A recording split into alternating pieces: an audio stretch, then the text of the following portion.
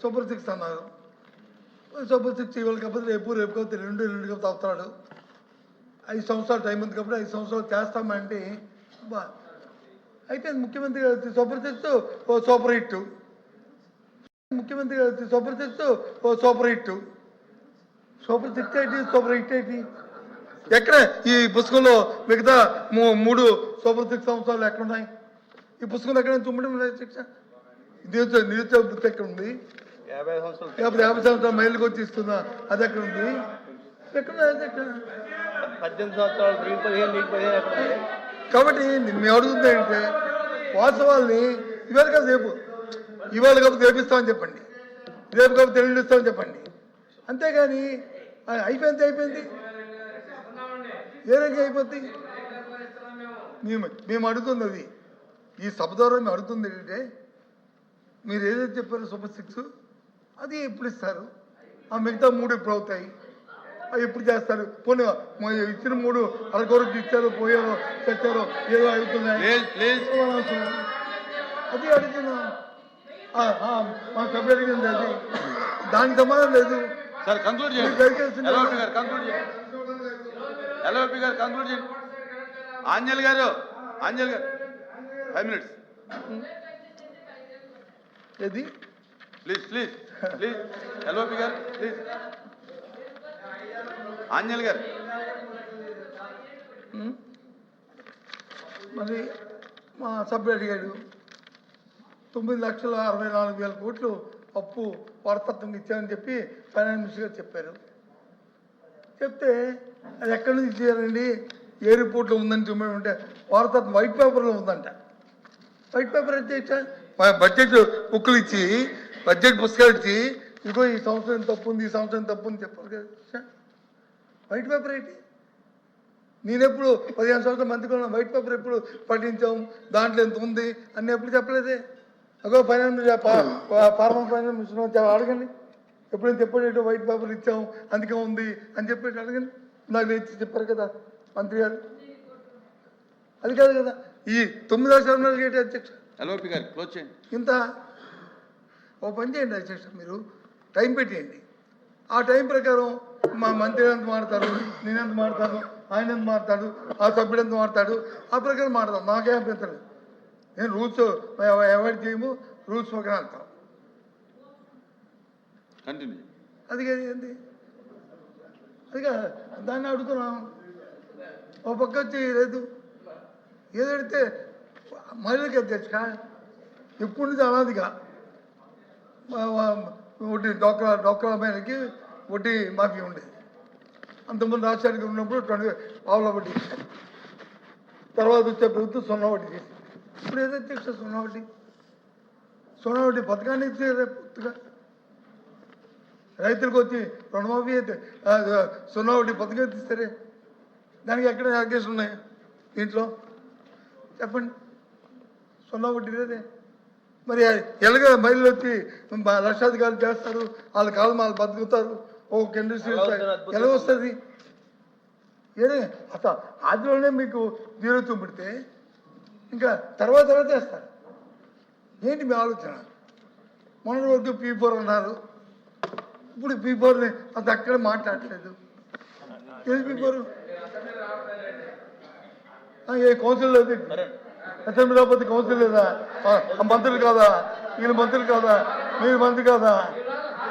మీరు మంత్రి కాదా? ఏది P4? ఏది ఏం చేస్తారు P4? దానికి కేటాయింపు లేవు. కొన్ని నెంబర్ చెప్పమనండి. రాష్ట్రంలో ఎంతమంది మేము చేసాము, ఇగో మీ జిల్లాలో ఎంతమంది చేసాము, ఇగో ఈ కంపెనీలో లేకపోతే ఈ వ్యక్తులు వీళ్ళు వచ్చి ఆదుకుంటారు.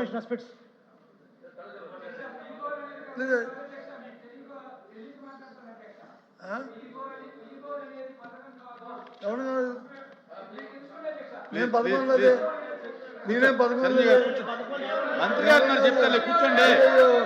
మంత్రి గారు నాకు చెప్తారు. అధ్యక్ష అది తెలియక మేషాలు తొందరపడుతున్నారు. ఆయన ఇక్కడ పిల్లలు కాదు పడాలి చెప్పడానికి. మేము P4 పథకం లేదు.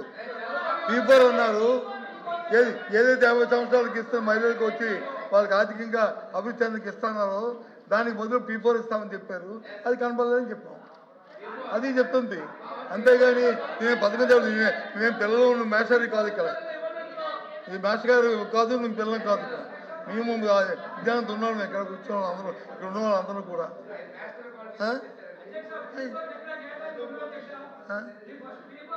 నేను కాటేం అడగలేదు అధ్యక్ష, నేను అడగలేదు. కూర్చోండి కూర్చోండి. నేను అడగలేదు. చిరంజీవి గారు, ఇక్కడ మంత్రులు ఉన్నారు, గవర్నమెంట్ సైడ్ మంత్రులు ఉన్నారు మాట్లాడటానికి. అధ్యక్ష కరెక్ట్ అధ్యక్ష మేషారు చిరంజీవి గారు మీరు కరెక్ట్ కాదు. ఇప్పుడు మంత్రులు ఉన్నారు చెప్పడానికి, గవర్నమెంట్ ఉంది. మీరు ఎల్ఓపి గారితో డిస్కషన్ అనేది మంచిది కాదు, మంచిది కాదు. నేను ఎవరిని కోట్ చేయను, ఎవరితోని దాంతో నేను మాట్లాడను. నేను చెప్తుంది ఏంటంటే, ఏదైతే మీరు సూపర్ 6తో పెట్టిన 3 పథకాల్లో ఓ పథకాల నుంచి P4కి యాడ్ చేశారు, ఏదో P4 ఎక్కడుంది ఇప్పుడు, ఎందుకు మాట్లాడలేదు అని అడుగుతున్నాను అంతే. అది ఆయన వచ్చి పథకం అంటాడు, ఎవడన్నాడు పథకం అని, ఎవడన్నాడు కేటాయింపు పని, ఎవడన్నాడు కేటాయింపు పని చూసుకోవాలి కాదు. వినకపోతే నువ్వు వినకపోతే చూసుకో. చిరంజీవి గారు మీరు కూర్చోండి, మంత్రులు ఉన్నారు మాట్లాడతారు.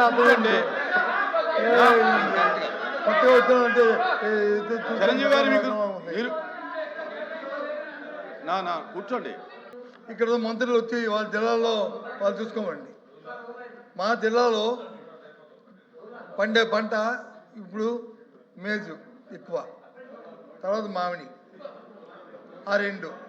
అదే ఈ పక్క వస్తే పొగాకు, ఈ పక్క వస్తే మిరప, ఆ పక్క వెళ్తే టమాటా, వరి, మామిడి. దేనికైనా గిట్టుబాటు ధరలు ఉన్నాయి అధ్యక్ష. మార్కెట్ ఇంటిమేట్ చేస్తారు అధ్యక్ష.